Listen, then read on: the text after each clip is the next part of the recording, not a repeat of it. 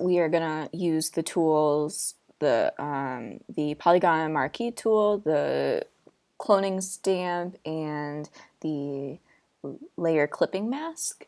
So those are the three tools that we will use to look at the side of this building and also the glass paneling that will go into here. Also, something to note that you can see I worked on this second building facade, and even though the image is cutting off, I still extended the windows all the way over so that, you know, it looks proportional compared to the first window, or compared to the first building. Um, and yeah, so you can see I created a folder called facades that I put all of my facades into. This will keep everything organized, and I will also put the glass paneling and the side of the building into there as well. So let's go ahead and get started.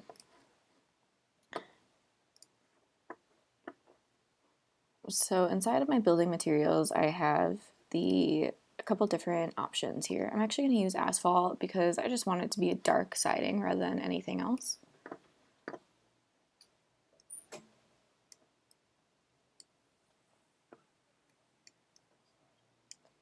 I'm going to resize it and go ahead and begin that distortion. And even though it's a pretty simple texture, I think it's so important to do the distortion to make it as realistic as possible.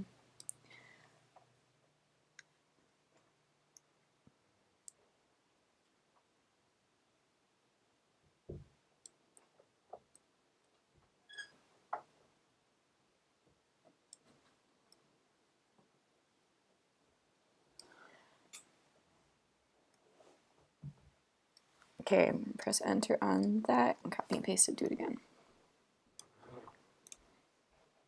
Transform, distort.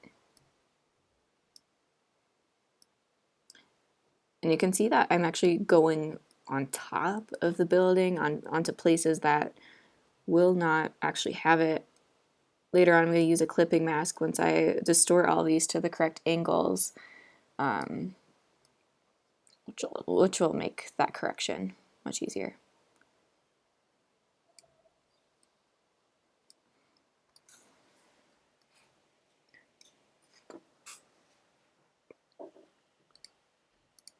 Okay, just one more. That looks about right to me. There might be a little bit of an error there, but that's the best I will get it for this tutorial. So you can see that these three are three separate images. I'm actually going to highlight all of them and merge them together so that we can work with them easier. So I'm going to do that by going to Layer, Merge Layers, and now it is just one image. So I'm going to turn that off for now so that I'm able to see this here. And I'm going to go into the base image so that I can highlight that space there. I'm going to use the Polygon Marquee tool because it has some funky angles. And I'm actually going to go straight over that fat face door because I'll end up putting that door layer on top of this building side so that it shines, so that it shows above the side of the building. So now that side is highlighted on the base image, and that's really important to highlight on the base image, otherwise the clipping mask will not work. Now I'm going to go ahead and highlight this and turn on that material again, and now I will add layer mask, which is this little icon here. So there you go. It added the mask, and just for visuals, I'm going to bring the facades to above that so it gives a more accurate description of what it would look like. So you might be able to see some repetition in here because I did use the same image over and over. So I'm going to go into the cloning mask or clone stamp tool, and it's important that I click on the image itself and not the clipping mask. So I'm going to make sure this is highlighted right here and adjust the size. I'm going to adjust the size of that stamp, and now I'm on a Mac again, so I'm going to press Option, or maybe it's Alt on a different computer, holding that button, I'm going to click once to copy that location, and you can see that location is following my cursor. So I'm just going to fill it in anywhere that I might see some image lines, but this image doesn't have it so bad.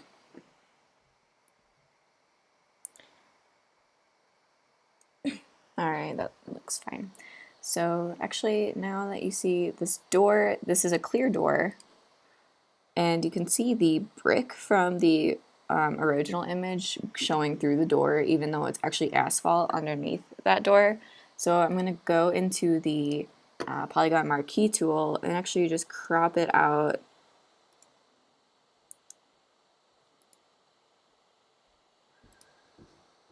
by, oh, I'm doing that wrong because I actually did not select that image itself.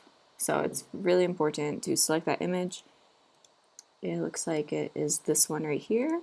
So now that that is selected, I will go ahead and do that quick selection with the polygon marquee tool.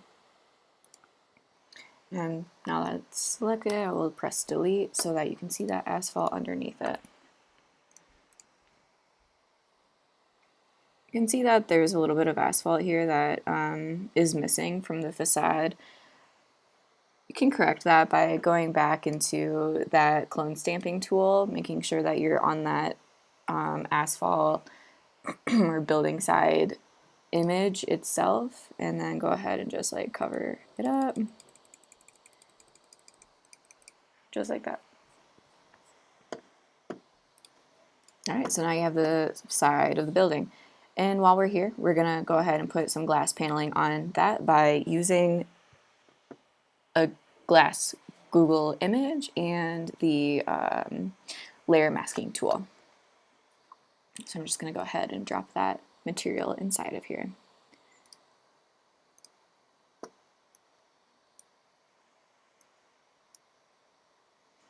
That is really big for what it actually is, but just resize it a little bit. Okay.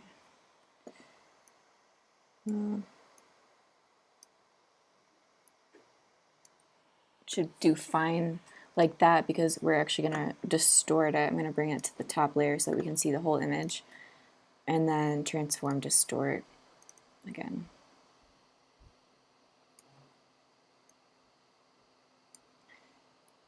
Down, matching it up to the lines of the Rhino image, the base image, making sure that the lines going up and down are actually going up and down, because it is the horizontal lines in this perspective that will be the ones a bit altered in order to make it look realistic. So looking back, that looks about right to me. Maybe bring this one down just a little bit. Yeah, enter, and now I am going to go click on my base image layer. I'm going to turn off that glass facade, and I'm going to use that marquee tool once again to highlight the base image where I want that glass paneling to go.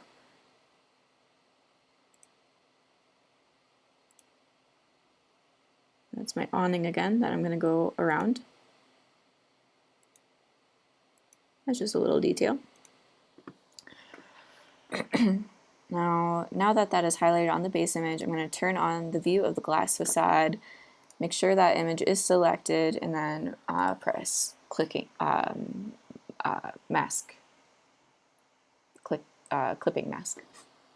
So that is the glass paneling on that building connector there.